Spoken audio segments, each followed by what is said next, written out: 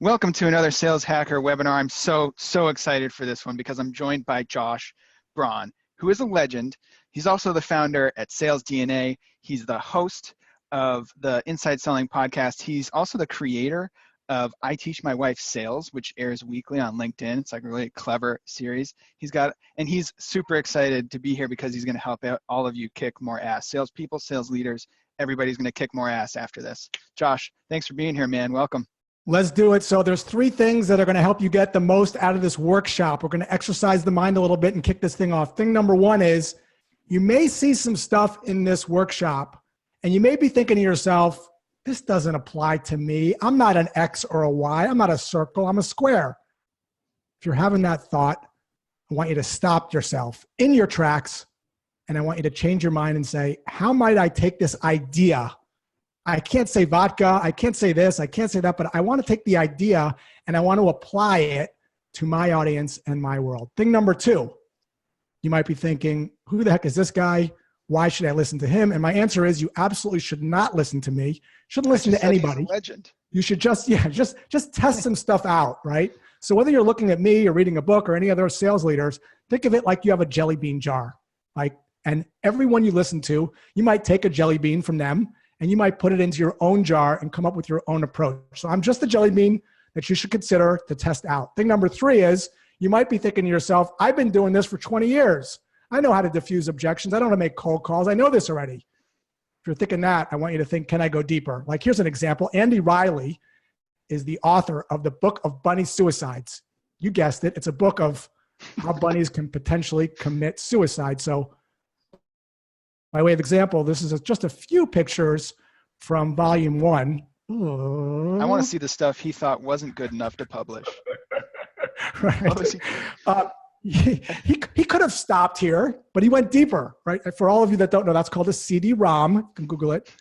He actually kept and did about 2 or 3 volumes of that. The point is you can always go deeper. So let's actually get to it. Today, this is what we're going to cover. Part 1, I want to spend Sorry, before we jump in here, this is a question we always get, so I just want to address up front. Everybody that's thinking about it, we are going to send you the recording after this. So if you have to jump off, or if you just want this for your library for later, which I think you will, we'll send you the recording. And the other thing is, if you want to ask questions, please use the Q&A feature, which is at the bottom of your box, not the chat feature. I'm looking at the Q&A, so if you have questions, I'll try to get them into Josh. Sorry, man. No worries, man. No worries. So today we're going to do 4 things. First, we're going to spend a little money, a little time on the mistakes that I typically see people make with regards to doing outreach and responding to objections.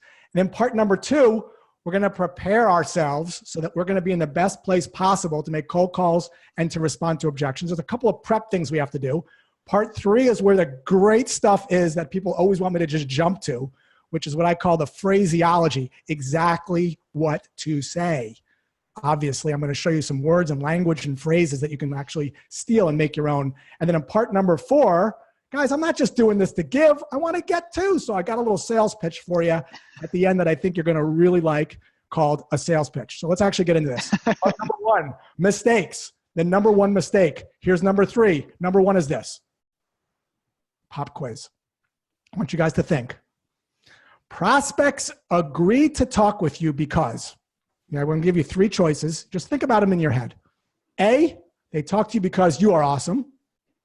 B, they talk to you because your product is awesome. Or C, they want to talk to you because your company is awesome. Just, you have to chat about it. Just A, B, or C. I'm going to give you guys about 5 more seconds. Some of you out there know that it's a trick question. It's actually D. The only reason your prospects are talking to you is because they think you can potentially help them be more awesome. Now, what the heck do I mean by that? This is actually compliments of user onboard. If you guys remember Mario Brothers, and you remember Mario, he had a problem. Mario's problem was his lovely Princess Peach was captured by Bowser. So he needed a way to get his princess back. Luckily for Mario, he had my slides will advance. He had come on slides. Let's see, Mario, he had a flower, if you remember from the game. He jumped on the flower, and when he jumped on the flower, he had a fireball, and that fireball was the thing that allowed him to defeat Bowser and rescue his princess. If you take away Mario and just put it for your prospect, that's exactly how you're going to help your prospect be more awesome, right? So what you sell is a flower, but what people buy is a fireball. Oftentimes, people are pitching flowers, but people care about fireballs. They don't care about your thing. They care about what your thing allows them to do better. So we're going to use this analogy a lot through the workshop today about this idea of selling fireballs, not flowers. Let's actually show you an example. So here's an example of let me just skip to this next slide. I'm having a little tech glitch here, but I'm going to go. This is a company called Schultz Photography. So their fireball is they help parents take better pictures, right? So if we take a look at this through the eyes of the map, the prospect are parents. The parents have a problem, which is fuzzy, terrible pictures of their kids. People buy problems first. Then the flower is Schultz Photo School. They have a series of tutorials and courses to help you take better pictures, which results in the fireball, which is you taking better pictures, and ultimately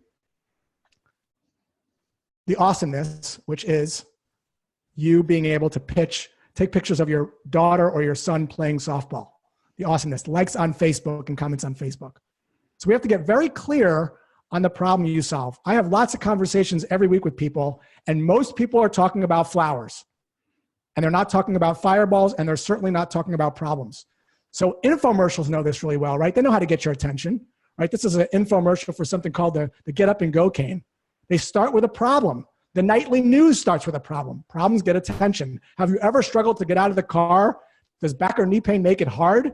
Do you push with your arm when you try to stand or ask someone to give you a hand? Then the fireball, get up with ease. Now you can get in and out of your car by yourself.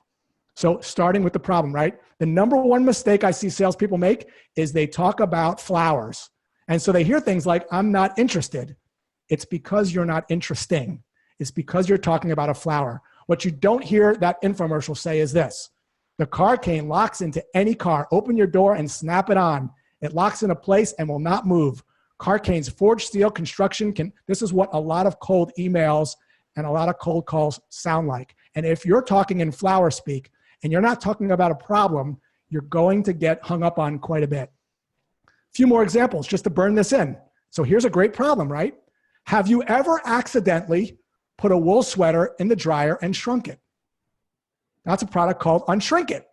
It's some liquid that goes on a sweater and unshrinks it. Wait, is that a real product? I didn't even know that was a real thing. Yeah, that is a real thing. Unshrinkit.com. So on Shark here's another one just to burn this in because this is critical. Have you ever taken your car for an oil change only to find that the mechanic told you needed a new transmission and you didn't know whether to trust him or not? Yes. That's a problem, right? And so this is a problem. This is a product called Fix that actually plugs into your car and diagnoses your car to make sure that the mechanic's not lying. Here's another one just to burn this in. Have you ever had your hard drive crash and realized that you lost all your photos and videos? That's actually, carbonite. So you have to get really clear on your prospect's problem. Here's a little homework assignment for you. And if we're on LinkedIn, we could see this, right? You could chat with me on it. You should be able to, when someone walks up to you at a networking event and says, what do? Instead of launching into your flower, I want you to start by asking a question. Practice this. Have you ever? Do you know how? And structure it like the examples that you just saw so that you can create your own story map. This is kind of 101 stuff that has to be done to set yourself up for success when we're doing outreach. Second so we had a good question there, Josh. So somebody's looking they have a personal example. They work at a place that sells a solution for, they sell consultancy. They work at a SaaS firm selling consultancy for revenue ops. So how do they get to the problem? I think somebody else mentioned, benefits before features, but actually it's like problem before benefits before features, right? That is exactly right. And what you just said, if you repeat that again, that is exactly the problem I hear all the time. Whatever you just said is all flower speak. That is not what you're selling. You're selling a solution to a problem somebody has. And the best way to understand what the problem is, if you're not the audience, is you have to talk to people that bought your product. And you have to do something called a jobs to be done interview. And the jobs to be done interview technique, which we don't have time to go into on this webinar, will allow you to get their lingo about how they describe their problem. So when I was doing sales at Jellyvision, for example, we started out saying we save HR professionals time and money, and people hung up on us because it turns out people don't talk like that. When you talk to people, they said, the reason we were struggling was we were frazzled during open enrollment. People kept asking us the same questions over and over again and knocking on our doors. And we found that language out by actually talking to customers. So get out there. If you're a BDR, an SDR, or an AE, you've probably never done the job of the people that you're selling to. You probably can't write their job description. Pick up the phone, ask your manager, talk to 2 or 3 of them, and you'll get the problems loud and clear. Without a problem, your solution has no value. If you walked up to me and said, hey, Josh, you know how sometimes you put your wool sweater in the dryer and it shrinks? And I said, I don't own wool sweaters. There's no need to tell me about unshrink it. We're gonna burn this in pretty hard at the beginning here, because the assumptive behavior that what you have is a value without a problem is just the thing that's gonna get you shut down. So problems first. Think infomercials. All infomercials start with a problem. Why? Because we're wired from a young age to avoid problems from the caveman days. Oh my God, dog do, I better walk around it. I think the litmus test seems like, all those examples you gave start with have you ever. So if you can imagine yourself walking up to a prospect and saying, have you ever XYZ, and not mention your competitor's product. Yes. That's exactly right. Then you've kind of crossed this line, right? You've got That's exactly it. And here's the test is they have to say, yeah, I have experienced that. And then and only then do we have permission to start to talk about how we might be able to potentially help. Because if they say, no, I've never experienced that, your solution has no value. Problem number 2. Do you guys remember these? Multiplication cards? Okay, here I'm going to test you. Here we go. I'm going to put a multiplication question on the screen. I want you guys to answer it. Here, let me see. Boom. Okay, how long did that take you guys? It probably took you less than 2 seconds. Okay, now I'm going to do it again. Ready? Go. Oh, God. But I would normally, in a room, I would call on people and they would stumble or say something like, oh, when do you want me to get back to you? Some weird thing. The thing is, guys, you're going to get these objections all the time. And you have to know your lines. And you have to not wing it. Because when you wing it, people can sense it and it feels awkward and really strange. So we're going to talk about this as we go, but you have to have a playbook. So this is something we're going to be offering at the end. It's called Know Your Lines, a book I wrote, of all your objections. There's usually only 7 or 8, and how we're going to respond to them, which we're going to cover in the phraseology part of this workshop. Number 3, this is another big mistake people make. Serena Williams, great tennis player, won all sorts of trophies. How did she get to this place? Does she just walk on the court and start playing tennis? No. She's been playing tennis from a young age. And yet as salespeople, we have a tendency to practice with our prospects. It's bananas. It's bananas to practice with prospects. No other person that's good at anything, any sport, anything, walks on the stage and just starts doing stuff. So if you're not doing this, you're going to fail or not be as good as you could be. The top performing organizations that I work with are doing this every single day. They're role-playing objections. They're throwing them out like flashcards. There's a way to do it. We could talk about it. But 20 minutes a day, every morning, huddle up your team and throw out the 5 or 6 common objections so they roll off your tongue like a multiplication card. Part number 2, prepare. Mise en place. Am I saying that right, Colin? Yeah, it's in a French thing, mise en place, I think. I don't know. It's like a French thing for making sure everything's prepped up before you actually start cooking, because if it's not, you end up creating chaos in the kitchen, right? So mise en place for sales means this. Pretty simple, right? Got to find a person that I think I can help. Got to know what problem I think I can solve for them. I've got to know what to say. And of course, I got to be able to practice, which is the last P. Let me just go back into this again. My little Macintosh. Okay. So people, problem, and practice. So let's actually talk about this. If you're not doing that, if you're not prepping, your hands are going to get real sweaty. And what I do when I train people is I actually hook them up to a heart rate monitor strap. I actually am a triathlete. So I put a strap around your body. Don't worry, I disinfect it. And I hook it up to a heart rate. And as I ask you the objection questions, I see if your heart rate goes up. And when you get really good at this, your heart rate's going to stay normal, like whatever your beats are, 120, 110 beats a minute. The tell is if your heart rate stays low, you know your lines, right? If you don't have this, you're going to be thrown off balance all the time. It's going to feel like you're getting knocked in the jaw. But if you have the lines memorized, it's going to be money for you. All right, phraseology. You guys ready for it? 6 minutes away. We're getting there. We got one more section. First, we have to understand why people object in the first place, why they put up resistance, why they shut you down on a cold call, why they object. It's because of this. Prospects are afraid you are the crazy mall kiosk person. They don't want the lotion hands. That is going to ask you, can I ask you a question? Because they know when you go over there, you're going to get the lotion squirted on your hand, and you might end up buying some crappy thing that you don't want. And they associate salespeople like you with mall kiosk people. The fear that they have and the thing that you have to overcome is their fear of you, that you're going to rub sea scrub on their hands or squirt lotion on them. I got to say, even if you haven't done anything wrong yet, this is their expectation. They're aware they're entering some kind of sales cycle. They've had these kind of like high pressure, crappy interactions with salespeople before, and it's kind of like the dynamic they expect. So even if you haven't done anything wrong yet, it's still on you to like get ahead of that.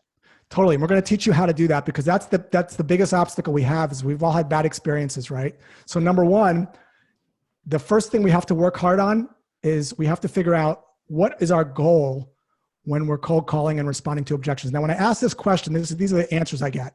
My goal, of course, is to book a meeting, to overcome an objection, to move the sale forward, to make a sale, to get a demo. Do you see anything in common with this stuff and the crazy mall kiosk person? You're both asking the prospect essentially to get lotion rubbed on their hand. And the problem becomes when you're moving faster than the prospect is ready, that's what creates the awkwardness. I don't want lotion. Don't look at me. I need to walk faster past the kiosk. It's the equivalent of being on a date with someone, the first date, having some coffee and saying, can I meet your parents? That's what it feels like to be on the other end of it, right? Second problem, Comcast. So what I'm going to do, guys, is I'm going to play you a 45-second clip of a person trying to cancel their Comcast service, their internet specifically. And I want you to listen to the salesperson, the retention specialist, trying to overcome the objections, and then we're going to talk about it. So here's the clip. We'd like to disconnect. We'd like to disconnect, please. Okay, so why is it that you don't want the faster speed? Help me understand why you don't want faster internet. Help me understand why you can't just disconnect us. Because my job is to have a conversation with you about this. I mean, keeping your service, about finding out why it is that you're looking to cancel the service. I mean, being that we are the number one provider of internet and TV service in the entire country. Okay, why is it that you're not wanting to have the number one rated internet service, number one rated TV service available? I'm declining to state we're switching providers. Can you please go to the next question? Okay, so what is it about Astound that's making you want to change to them? I'm declining to state, can you please go to the next question so we can cancel our service? It's so painful. Can I confess something, Josh? Go ahead. In a previous life, I once had, I was responsible for retention, just like that person. And I had a customer tell me that when they tried to cancel service with me, they felt like they were canceling a gym membership. So since we're being real, like I did almost exactly the same thing. Pretty painful to hear somebody else do it. Yeah, and so here's the problem, right? The problem is we're trying to convince and we're trying to overcome oftentimes when people have legitimate reasons for wanting to cancel. And when you're trying to do that, it creates anxiety and stress. And so everyone's had experiences like this. We're going to talk about this a lot when we get to the phraseology section, is that when people have an objection, they're expecting, their natural reaction is for the rep to do exactly what that Comcast person did, is to fight back. So I'm going to teach you another approach when we get to the phraseology section that's going to do the opposite of that, so that you're not associated with the mall kiosk person, that you're not associated with the Comcast retention rep. We have to work really hard on this because we've all had these experiences before. We've brought this upon ourselves as a profession, and so we're going to have to work really hard to break that. So problem number 2 is when you hear objections, when you hear resistance, you go into convincing mode. I saw a post not too long ago on LinkedIn by a CEO that was trying to respond to, I don't want to, sign up for 12 months. And the rebuttal was this long paragraph on, well, we work with people. We believe that in order for them to be successful, they have to be on for 12 months. And went on for 3 paragraphs trying to convince the other person of their point of view. It doesn't work. And the reason it doesn't work is because of a psychology principle called the rule of consistency. This is like when your mom starts arguing with your dad's brother about politics at the Thanksgiving, Christmas, or over dinner. Nobody ends up changing their mind. They just get more dug into their position. They just get dug in, right? Because that's exactly it, Colin. Because the rule of consistency, and you guys can Google this, is that once I state what my belief is, once I take a position, I want to stay consistent with what I said, because it feels bad to be able to change my mind. You're admitting you were wrong. You're admitting that you were wrong. That's exactly it. So we have to know how the brain works so that we can work with it, not against it. This is why this section is super important, just to give you guys some backdrop. And I know you guys want the language and the phraseology, but it's super important to understand what's going on so that you have some context when we actually get to some of the words. So the third mistake that I see people make is this one. This is actually a picture of my grandma's crappy toaster. So it was crappy because only one side worked. It made only light toast, and it took forever. But despite that, every time I came in to her house with a new toaster, I could never sell her on it, right? Grandma, the toaster has 2 sides, makes dark toast. It's fast. It's got a new TUI, toaster user interface. But my grandma would never want it, even though my toaster was better, right? It had value propositions. It had benefits. It was better. But again, getting back to the problem, my grandma didn't want it because she only liked light toast. She only ate 1 piece of toast, and she wasn't in a hurry. So just because, and I want to say this a couple times, just because your thing has benefits, they only matter if the person needs those benefits or has a problem that relates to those benefits. The person that you're calling may or may not be in a situation where they are experiencing the problem that's big enough to warrant something about. My barbecue, only one side of my barbecue worked. It was fine because it was just my wife and I cooking, even though the other side was broken. But as soon as she had a party for 12 and I needed both sides, now I have a problem. Oftentimes when you do outbound, most of the time, the timing will not be right. So the key thing here is not to assume. Don't bring in the assumptive behavior. Bring in the little humbleness. This not assume. Yeah, go ahead. I want to go back to, at the beginning, somebody typed in benefits before features. It feels really good to think and say that, like, oh, I'm not talking about my product, I'm talking about what it does for you. But like, you've already made, if that's the conversation you're starting at benefits, you've already made the assumption that your prospect has the exact problem you think they do, and they might not. That's exactly right. That's why we have to change our intent. And our intent isn't to assume that the person has a problem worth solving. Because until the person has a problem worth solving, your solution is worthless. And so when we pick up the phone and when we do objections, and this is why the mindset is super important, and we're going to get into this when we get into the script and the phrasing, but the mindset has to be one of not assumptive, not of this convincing. It's not objections are not something we have to overcome and convince people of. There's something we actually have to understand and see if the person even has this problem. So we're going to get into that. So that's the third mistake. So what you need is a way out of this, right? We need to disassociate ourselves with the Comcast rep. We need to disassociate ourselves with the crazy mall kiosk person or the used car salesman. How do we do that? Well, I'm going to show you. That's why you're here. So let's get to it. This is what we don't want. How? Step number 1 is this. Let go of making the sale for just a second. Now, people are probably freaking out. What do you mean, let go of the sale? I have to sell. I've got to get. When you let go of the sale, your revenue is actually going to increase. So is your quota. So you'll achieve quota and you'll exceed quota when you start letting go of the sale. What do I mean by that? Let's actually go into it. I want you to change your intent from this, focusing on the outcome, overcoming the objection, getting the meeting, getting them to say yes, getting the demo, closing the sale. And I want you to shift it to this. Just understanding if the prospect has a problem that you think you can help them solve? And the answer might be no. Because when we think about objections, there's really two options that the prospect has. They decide, yes, I'm interested in talking further and sharing what's going on to seeing if we're fit, or no, I'm not interested at this time because I'm only cooking for my wife and I. And that's okay. What we want to be able to do is not waste our time on people that are not ready right now. There's plenty of people that are. And what we should be doing with people that are not ready is putting them in, a nurture track, which we could talk a little bit about later, so that they get interesting things from us from time to time, so that when they are ready, they think of you. The barbecue guys were great. I wasn't ready to buy the grill when they reached out to me, but every month I'd get, Josh, how to be a better griller, how to cook salmon, how to cook burgers, how to cook steak, how to do veggies. By the time I needed a grill, the barbecue guys were the first people I called.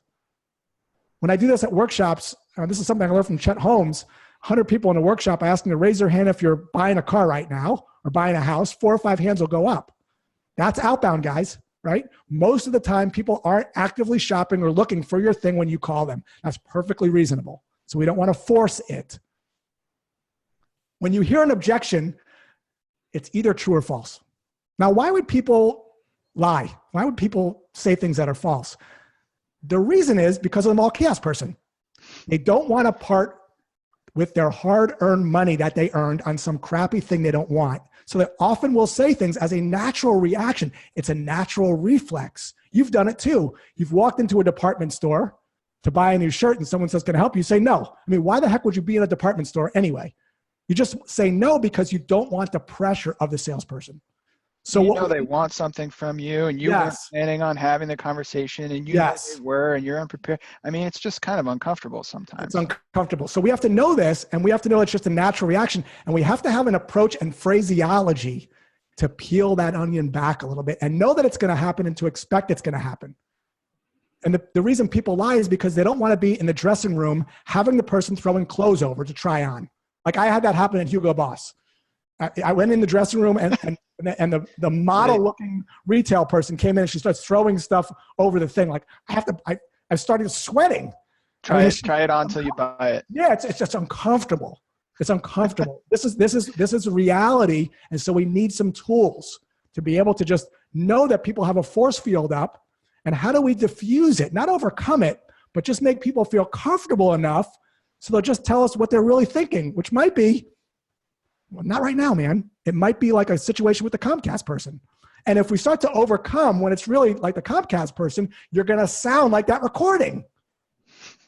So let's get deeper into this. Let me give you some examples now. What do I mean by, Josh, how do I know if it's true or false? Well, I'm going to show you. Calm down. Here it comes.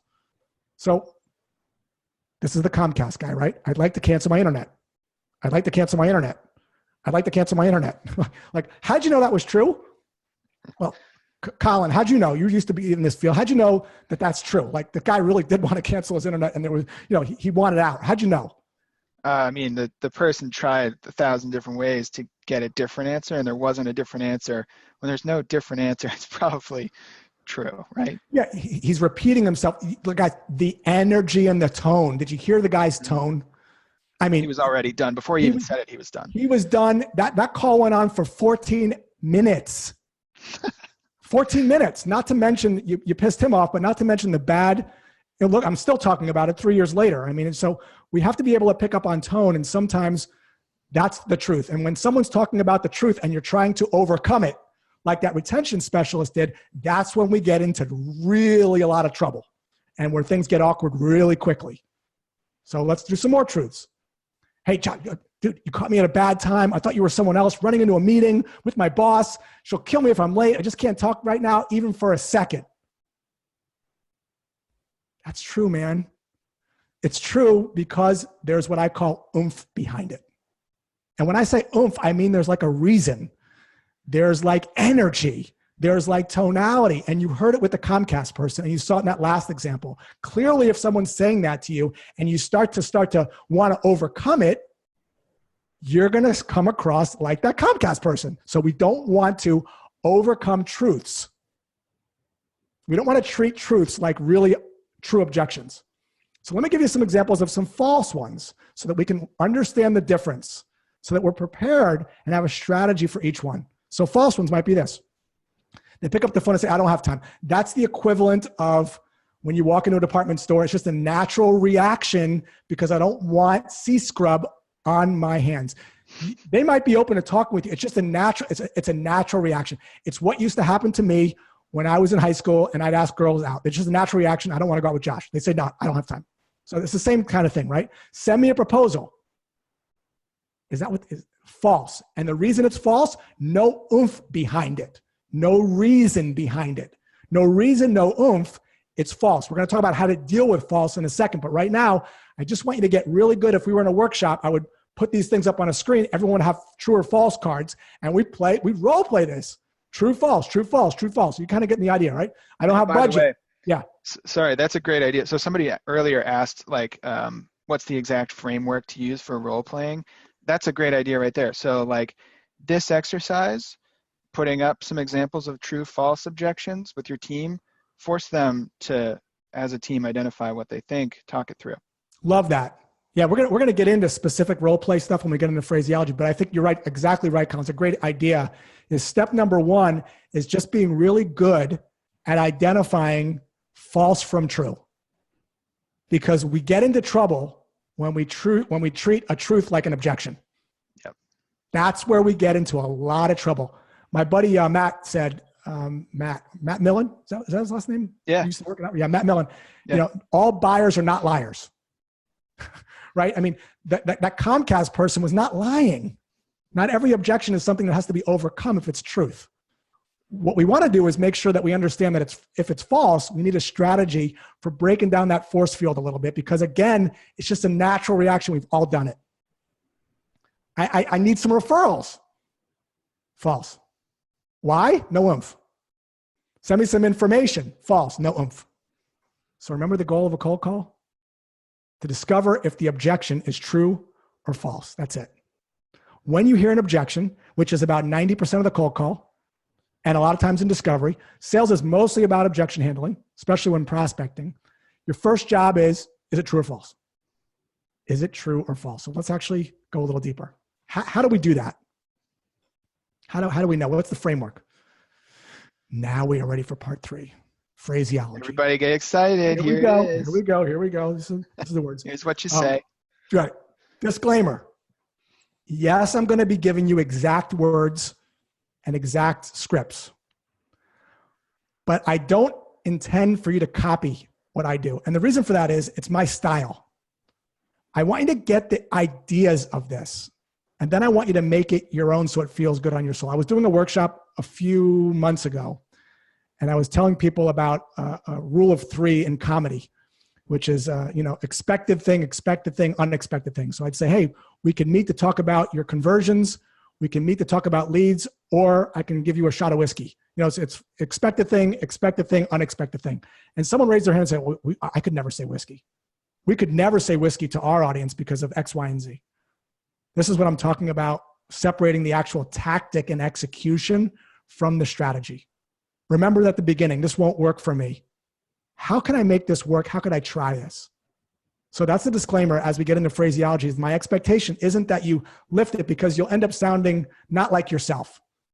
And we want you to sound natural. So take the ideas here, take what I'm saying. You might see some things of like, oh my God, I get away with this stuff because of the way I deliver it. But you may have a different style. So let's actually try some.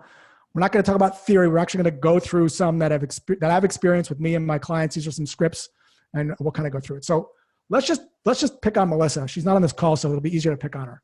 So let's say I wanted to make a cold call to Melissa. Now, Melissa is responsible for Unleash 19. If you don't know what Unleash 19 is, like Colin, in one sentence, what the heck is that? Unleash 19 is the ultimate sales engagement conference that takes place on an island. I think it's probably the only sales conference I know of that takes place on a private island. Okay, guys, see what Colin just did? What did he do? I just tested Colin. I put him on the spot. He talked about what the thing, right? Like why would anyone care to go to Unleashed, right? So we could, Colin, you and I'll have a coaching session after this, but what does Melissa care about? If Melissa's responsible for Unleashed, what does she care about? What's her problem? Her problem is what? Ticket sales, probably. It's a hypothesis I have. She probably wants ticket sales. She probably doesn't have as many as she probably could, right? The flower could be sales DNA, and the fireball would be more ticket sales, and ultimately maybe whatever she wants out of her life. Maybe she likes to go to Fiji. That is not a picture of Melissa. That's just clip art, just FYI. So I'm mapping this out, right? The problem that Melissa cares about isn't sales DNA. She could care less, but she might care about an idea to help her get more ticket sales. So that's my hypothesis. I don't know. For all I know, Unleash is sold out. So I'm getting clarity, right? I'm preparing. So knowing that the problem is ticket sales, let's give her a cold call. And what I wanted to do was actually do this live on this webinar, but it was tricky. We didn't know if she was going to pick up. What I probably should have done is called her and then played this recording, but I didn't. So here's the script that I would use, right? Hey, Melissa, Josh with Sales DNA. Look, I was just checking out Unleash 19. Looks like an awesome conference. I just got a quick question. Can you help me out for a moment? All right, so here's how I do it. Hey, Melissa, this is Josh with Sales DNA. I was on your site, and I got a quick question. You got a sec? Notice what I did there at the end. I kind of had a slight little uptone. When you ask people, and there's going to be thousands of people I would never ask for help. Look, all I know is this. When I do this, when I just say, can you help me out for a moment, 95% of the time, people are like, yeah, sure, what do you want? What do you need? What's up? Because generally speaking, people are wired to help. And then I'll say this. Or I won't. Okay, here we go. Let me play this again. Okay.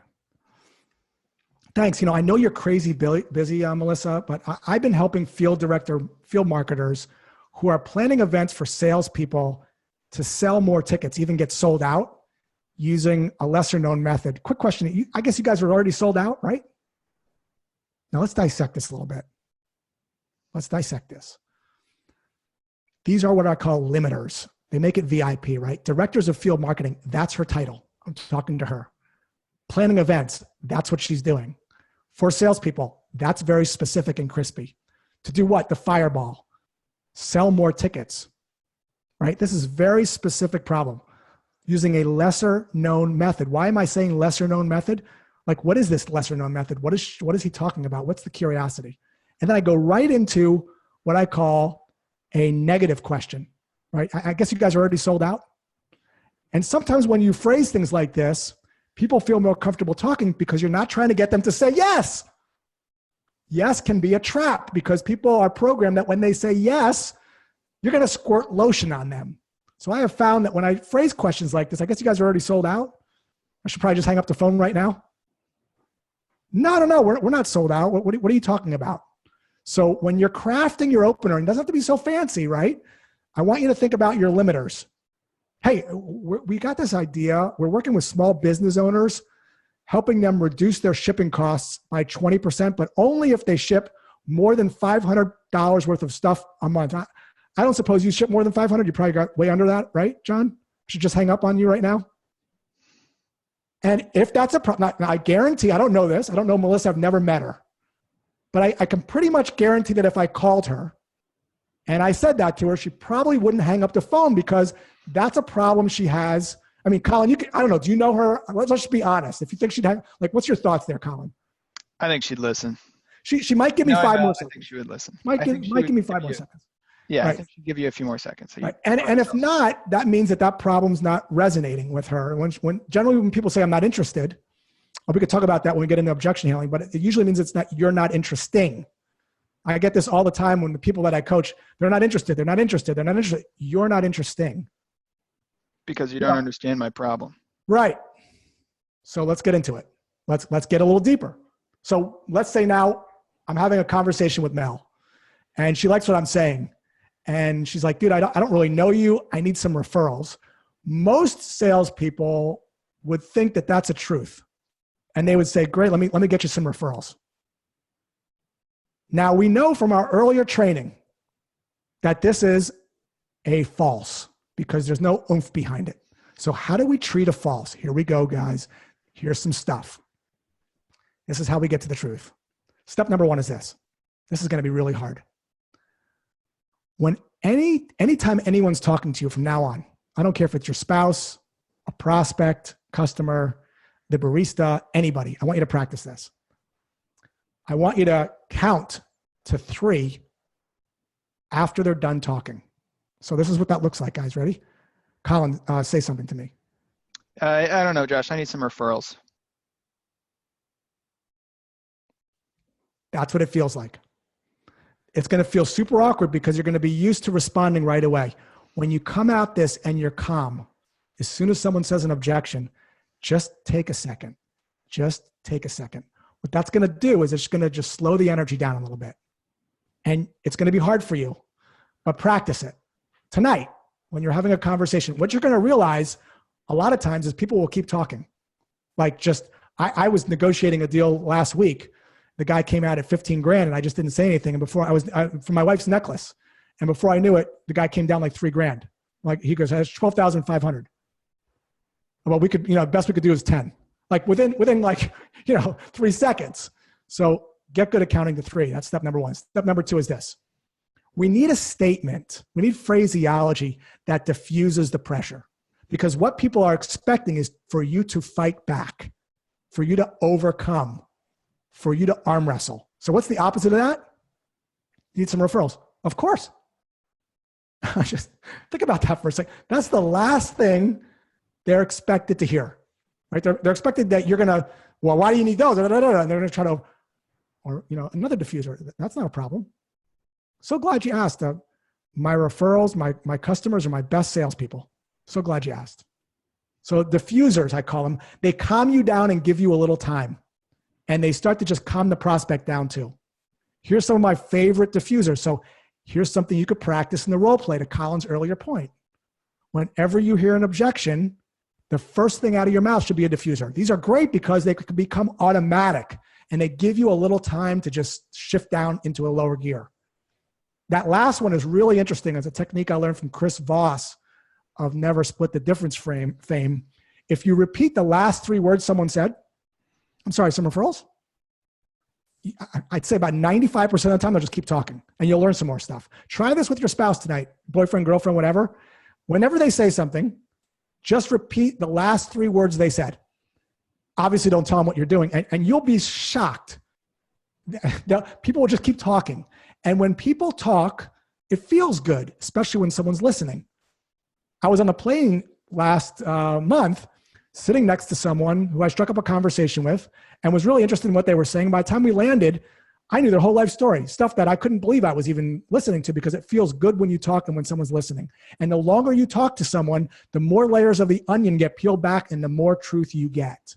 So we have to stay in this conversation a little bit, make people feel comfortable. And the way you do that is to get them talking a little bit in a comfortable way that actually makes them feel good, just like I did to that person when I was on the airplane. So let's keep going here. So far, that's what we have. Hey, I need some referrals. I'm so glad you asked. My clients are my best salespeople. Now, I add this little sentence. This is an attempt, and I do this a lot when I sell, to inject humor into the sales process because, in my opinion, nothing diffuses pressure better than when people actually laugh. You're going to see a lot of examples of this as we go on in the script. Someone's saying out there now, humor doesn't work with my customers. I think your customers are probably watching Netflix. They're probably watching comedy shows. They don't lose their sense of humor when they come to work. Humor is just awesome. So let me go through. Step number 3, encourage. I need some referrals. Count. Glad you asked. My clients are my guest salespeople. How many would you like? People aren't expecting this. They're expecting you to fight. I'd like 3. How about 5? That be okay? So we're going to encourage them to speak a little bit more and to understand exactly what they want. Step number 4. Here's the magic. This is what I call the golden lasso question from Wonder Woman fame. This is what's going to get to the truth, right? So here we go. Need some information. I need some referrals. Glad you asked. My clients are my best salespeople. How many would you like? We'll do. Hey, Melissa, just curious. Let's assume you talk to all those clients and they're raving about me. They love what you love what you hear. Will you be ready to move forward today or this quarter? And then shut your mouth and watch the golden lasso work. It's magic, just like it did for Wonder Woman. And this is what you're going to hear. No, most of the time. I need to talk to my boss. We need a few weeks. We'll be ready after. Wouldn't you want to know this now before you start asking people for their names and getting to the real truth? We'll be ready after our new VP of sales joins. Actually, our CFO needs to weigh in. The golden lasso question allows you to do this. If I give you what you want, if I take that away, are you ready to take a next step? Are you ready to book another meeting? Whatever your next step is in your sales process. The failure to ask the golden lasso question is the number one reason deals get stuck in the pipeline, why deals don't close, why we're chasing, because we're afraid to get to the truth. We get into this hopium. They're still talking to me. They're in the pipeline. They said they want referrals. They must want to buy. Not necessarily, unless we use the golden lasso. So let's say they need to talk to their boss. Respond. That's okay. Just for fun, let's pretend you're the boss. Let's say the boss said it was up to you. What would you say? Let's see if the person that we're even speaking with even wants what we're selling. There's no point of selling a car if it's not the right car. Let's say they go on, yeah, it's awesome, but I need to hold off because I need to speak to my boss. Hey, it sounds like we should hold off on getting you the referrals because you need time to chat with your boss and decide if this is something you even want to move forward with, which is perfectly okay, perfectly reasonable. Mel, would it make sense to carve out some time after you've had an opportunity to chat with her? Maybe, I don't know, next Thursday, next Friday. What am I doing here? Would it make sense? Puts the prospect in control, just the opposite of the mall kiosk person. And when people are in control, they feel more comfortable opening up. If someone said to you, we can eat anywhere but sushi, that's probably where you want to go because your freedom of choice is taken away. I'll just add, I think you've been giving the prospect a fair amount of control up to this point. The pausing, the letting them talk more, the listening. These are all like little micro, everybody says, oh, the best salespeople listen more than they talk. That's kind of actually hard to put into practice because your job is to tell people things. At least that's the way we think of it. But these little like micro tactics are a good way to put that strategy, that theory into practice. Totally. And the other word is because. You guys probably read the Robert Cialdini study when people did an experiment in front of a copy machine and people were asking, they cut in line, I need to make copies. They got rejected. But when they said, I need to cut in line, I need to go first because I'm running late to a meeting, it was like 3 or 4x the amount of people that said, okay. So when you justify things, use the word because. These are also triggers that make people feel more comfortable having a conversation with you. So the idea here is that we got to the truth, and the truth is she really doesn't want referrals. That was a smokescreen to get us off the phone. The truth is she's interested, but she really does need to talk to her boss because she doesn't make decisions, which, guys, is perfectly reasonable. So we're asking her if it makes sense to meet. And she can either say yes or no. Now, if she says no, then we know we've missed a step somewhere along the way. Maybe it's not a priority. And where I would go with that, we're going to see this a little bit later on, is I have another script that I use that you're going to see a little bit later on. But you get the idea. Let's actually go through a couple more of these. You're too expensive. We know that's not true. It's false, right? The juice isn't worth the squeeze. When you hear this, it typically means that the pile of benefits is smaller than the big pile of money, right? It's just not worth it. Or they might be thinking, I just don't know how to justify this to my boss. Or they might be thinking, I got money, but not enough. Or I will never have money for stuff like this, ever. It's just not a priority. So we have to understand the truth. So let's run it through the framework. Here we go. Count 1 through 3. You're right.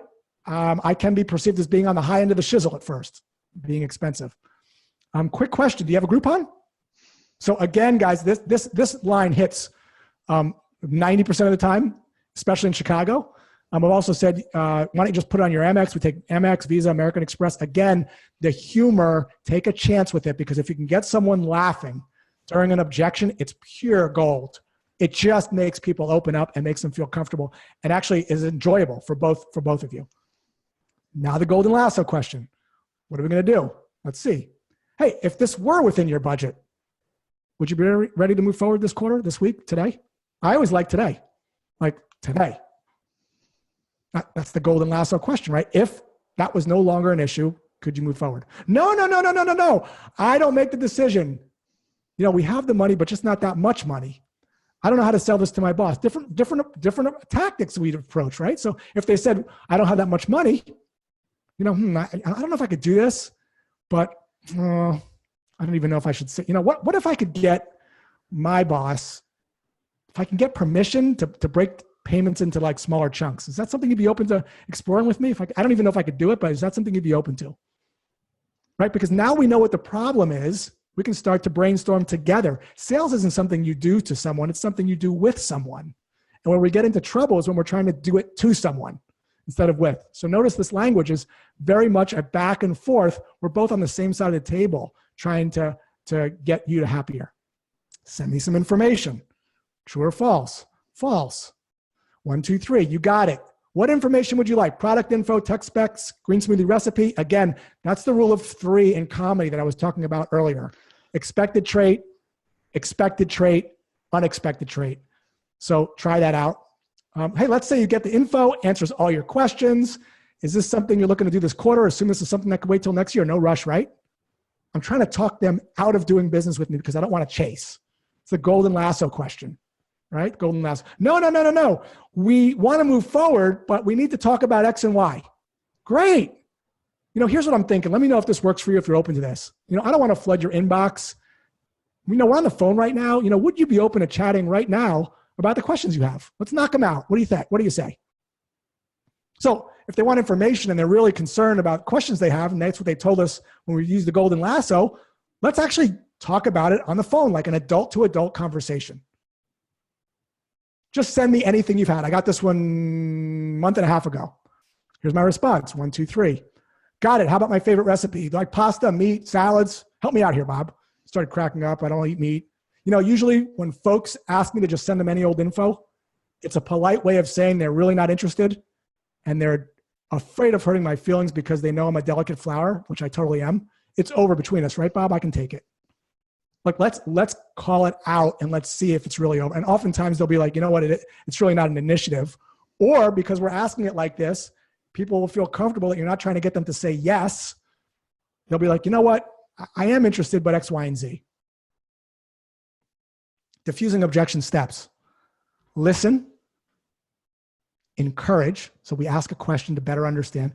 The golden lasso, if we took that away, then do you want to move forward today? And then we were able to respond based on what we learned using that phraseology, that would you be open to language.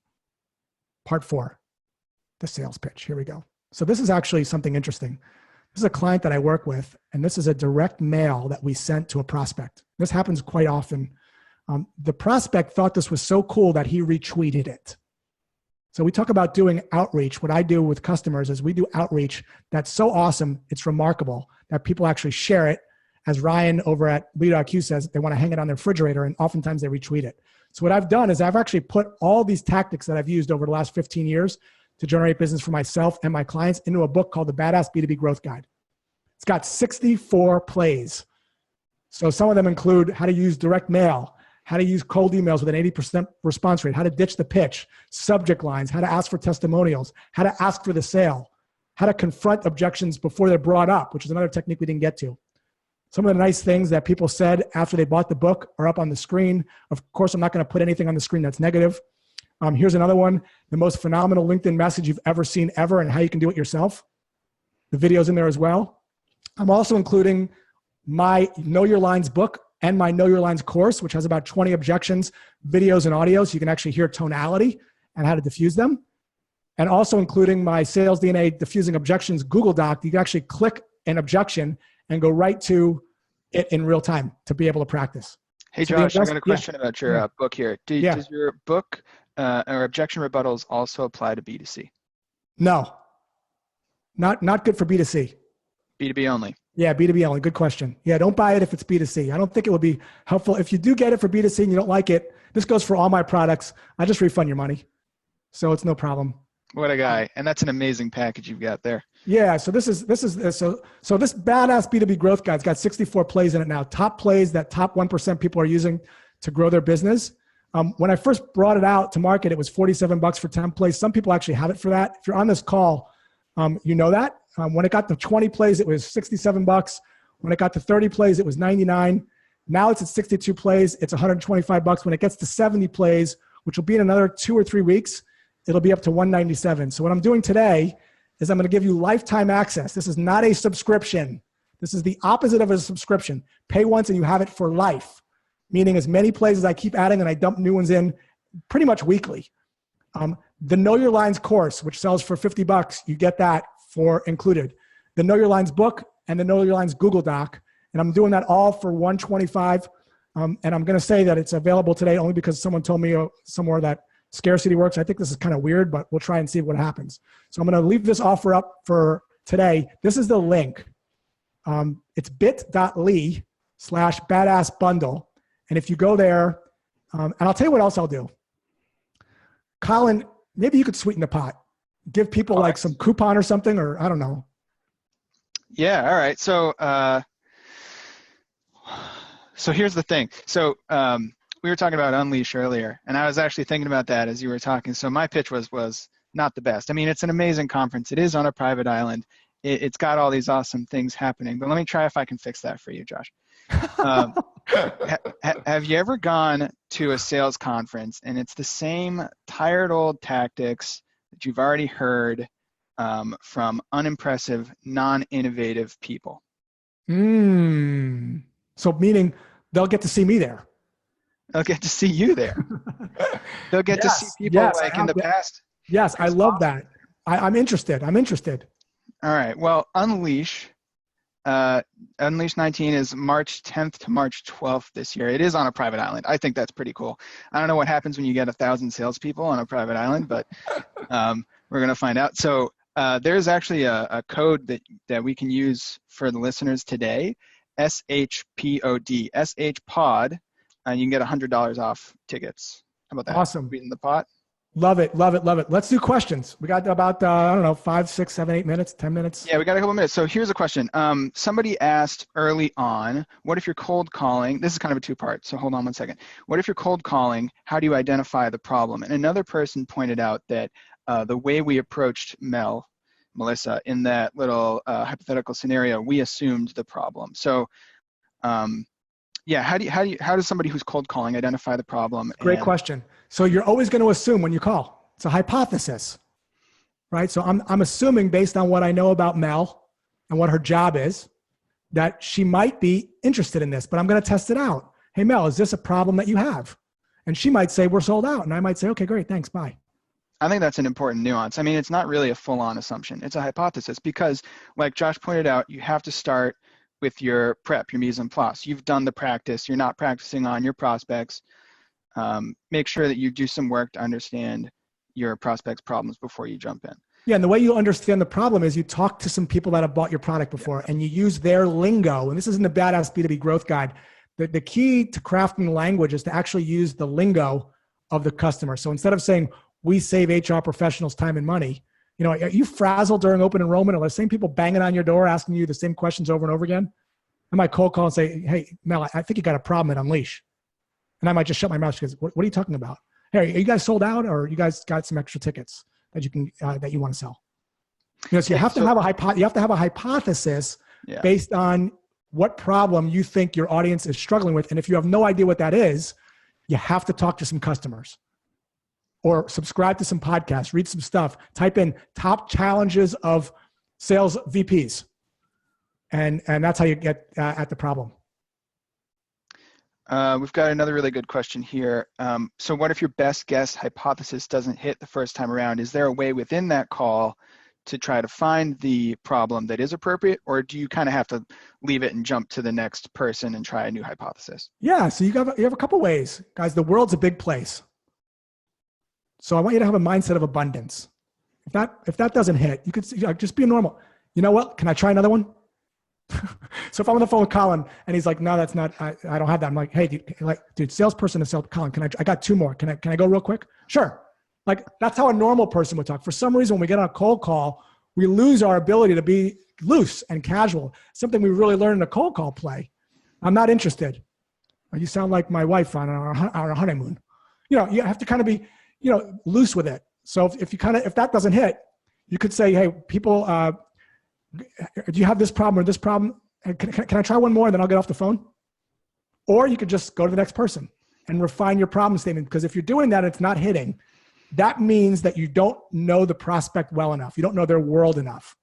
If you have 10, every day you should be talking to 5 or 6 people. I don't care how many dials you make. I don't really care. Every day talk to 5 or 6 people. That's it. And if you're getting shut down 4 or 5 of those times, something's wrong with the prep. You're not calling the right people and you don't have the right problem. So let's fix that. Yeah, get back to the fundamentals. I think that does it for time. There are some really good questions in here. I think we're going to find a way to follow up on these. Maybe we can answer some of these questions on LinkedIn or something, Josh. You want to go over? Can we go over a little bit or no? I can go over. Let's do it, man. Want to stay on? All right. We'll do a couple more. So we've got a really good question. There's like a couple questions. I think they're linked. This question's about like channel. So somebody asked like, how can you apply this to a voicemail? What do you do in messaging on LinkedIn? And then another person said, what if I've called someone's cell phone and they got angry at me for calling their cell phone? Okay, so we have 4 questions. Give me one. Let's do one at a time. So I guess here's a general question. Are there any tricks to using this in different channels? Like this cold call stuff. Yeah, so guys, these are not tricks. So this is not a trick. So the word trick, I'm already thinking that you don't have the right intent. The intent is, does somebody have a wool sweater that they paid $500 for that they shrunk and that they have no idea that they can get that sweater back to normal without having to buy another sweater?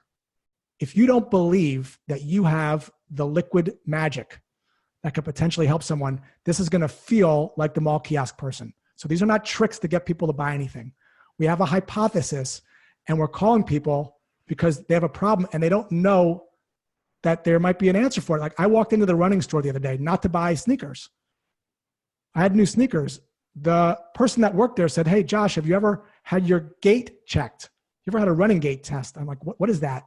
Moments later, I'm on the treadmill. She said, you have pronated feet. Sneakers you have won't work for you. They're going to get you injured on your marathon. And she got me into some other sneakers that were better. I had no idea I even had a problem. So it's not a trick. She genuinely was helpful. So I don't like, when I hear the word trick, it means to me that your mind isn't in the right place. With regards to, so what's the next question? We keep going. There was a voicemail one and there was some other ones. Yeah, so does this work on voicemail? Yeah, so voicemail is a little bit of a different beast, right? So with voicemail, what I'll typically do, and this is in the Badass B2B Growth Guide, I think it's play 38 or 39, but I'll say something like, hey Mel, was on your site with Unleashed. I got a quick question that I think you'd be able to help me answer, but I'm not sure. My number is this. I'll be around till 4 o'clock. That'd be awesome if you can give me a call back. Hey, noticed that your apartment rentals on 45th Street are vacant. I got a quick question for you about it. I think you might be able to help me with. Give me a call back. Or don't give me a call back. No need to call me back. I'll shoot you off an email. So my voicemails are always about a question that I have, which is true. It's not a tactic. It's not a trick. I want to ask if they have the problem when I talk to them. So I'll get a really high callback volume on that. And a lot of it's my tone as well when I leave voicemail messages. But my expectation isn't to get a callback. It's just to make an imprint, another touch, so to speak. This is a really interesting one. So what if the prospect doesn't know about his challenges yet? Like he's not aware there's a solution in the market that could help them do their job better. Love it. Let's go back to the running store, right? I had no idea I had pronated feet. So I'll give you another example. I hired a videographer to tape a workshop. And I put out some bids, and all those bids were the same, X amount of dollars for X amount of hours. One of the videographers called me and said this, and this is the magic phrase for this person that asked us, have you considered? Hey, Josh, have you considered getting a camera outside when people are done so you could videotape their testimonials and put them on your website? Oh my God, I never considered that. Have you considered putting 2 cameras in so you can get different shots? Have you considered editing it so you can put it on Udemy quicker? Have you considered getting a running gait test? What is that? So the best sales reps don't ask about problems, they find problems. We did a whole podcast episode with Mark Cosglow over at Outreach on this, which is how do you ask a question that gets someone to say, what do you mean? So when that in-store associate said to me, have you ever had a running gait test? Have you ever had your gait checked? I said, what do you mean? And then she started to educate me on a problem I didn't know I had. So whoever asked that question, that's what you have to come up with. What question could you ask someone where they get to think like, what do you mean? What are you talking about? That's a great position to be in. I love that position as a salesperson when you make people aware of a problem they didn't even know they had. It's fantastic. Love it. We got a couple of questions about your work too. People are really interested. So number one, is your book on Audible? So my book is not on Audible. This is actually an interesting thing. This Badass B2B Growth Guide is a Google Doc. The reason I made it a Google Doc is because I want to add it and tweak to it as I learn and grow and as I talk to smart people. So when you buy this guide, you get it for life, and you actually access the Google Doc. It gives a lot of advantages to it. You can click around the outline, go just to the play you want. Each play takes about 2 minutes to look at and about 10 minutes to execute. And I'm adding to it. You also get the psychology behind each tactic in the guide as well. So it's not on Audible. It's not something you read. It's something that you do. You pick a play and you do it and you try it. It's very much a doing thing. And for that reason, it's a Google Doc, not a book or something on Audible that I wouldn't be able to change. It's ever growing, but you only pay one fee. There's no monthly fee. All right. That about does it for the questions that have trickled in. I think we've covered most of it. If we didn't get to you, I'm sorry. We will post the replay on the website. We will send it to you afterwards. We'll get you the deck. We'll get you all of these good things. The code is available today. And remember that Outreach has sponsored this podcast. Thank you, Outreach, for putting us in touch with Josh, making this all possible. You can get $100 off of your tickets to Unleash with the code SHPOD at unleash.outreach.io. Josh, any last words of wisdom for our gang here? Go out there and kick some more ass, guys. And if you want to chat, hit me up on LinkedIn. You guys have been awesome. I think I can't see you, but I'm assuming you have been awesome. They've been amazing. They've been amazing. Thanks, Josh. Thanks, everybody, for joining. We'll see everybody soon.